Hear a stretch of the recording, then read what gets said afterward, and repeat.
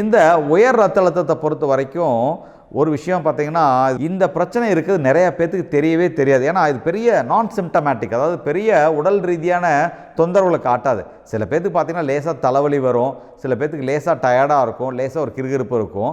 போய் செக் பண்ணி பார்த்தாங்கன்னா ஹை பிபி இருக்குன்னு சொல்லுவாங்க. ஆனால் முக்காவாசி பேர் மக்களுக்கு சிம்டமே இருக்காதுங்க. ஈவன் பார்த்தீங்கன்னா ரொம்ப டேஞ்சரஸ் லெவலில் இருக்கக்கூடிய மேலிக்னன்ட் ஹைப்பர் டென்ஷன் சொல்லுவோம், அந்த லெவலில் இருக்கக்கூடியவங்களுக்கு கூட சில நேரத்துக்கு சிம்டமே இருக்காதுங்கிறது தான் உண்மை.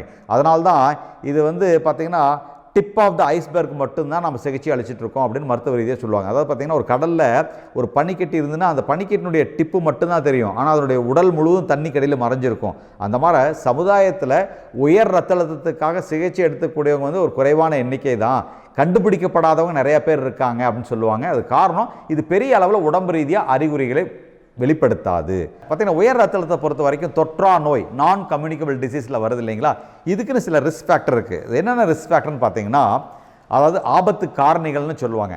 ஒன்று வயது அதிகமாக உயர் ரத்த அழுத்தம் வர்றதுக்கான வாய்ப்பு ரொம்ப அதிகமாக இருக்கும். அடுத்தது பார்த்தீங்கன்னா உடற்பருமன், அதாவது வெயிட் ரொம்ப அதிகமாக இருக்கக்கூடியவங்களுக்கு உயர் ரத்த அழுத்தம் வர்றதுக்கான வாய்ப்பு அதிகம். ஸோ வெயிட் குறைஞ்சாலே ஆட்டோமேட்டிக்காக அவங்களுக்கு பிபி குறைஞ்சிருங்க தான் உண்மை. நோய் கண்டு அஞ்சறதோ பயப்படுறதோ பிரயோஜனமே கிடையாது. அதுக்கு பதிலாக ஒரு ஆரோக்கிய குறைபாடு வந்தால் அதை நல்ல விதமாக எதிர்கொண்டு கையாளணுங்கிறது தான் ரொம்ப ரொம்ப இம்பார்ட்டன்ட். என்றைக்குமே நோய் இருக்கலாங்க, ஆனால் நோய் வாய்ப்படக்கூடாதுங்கிற விஷயம் நிறைய பேருக்கு தெரியுதில்ல. யாருக்கு இந்த நோய் இன்றைக்கி வரும் வராதுங்கிறது யார் கையிலையுமே இல்லை, யாராலையும் தீர்மானிக்க முடியாது. ஆனால் அது வந்தால் நல்ல விதமாக கையாளணுங்கிற மனத்திடனும் அதை நோக்கி சரி பண்ணிக்கணும் ஆரோக்கியமான அணுகுமுறை தாங்க முக்கியம்.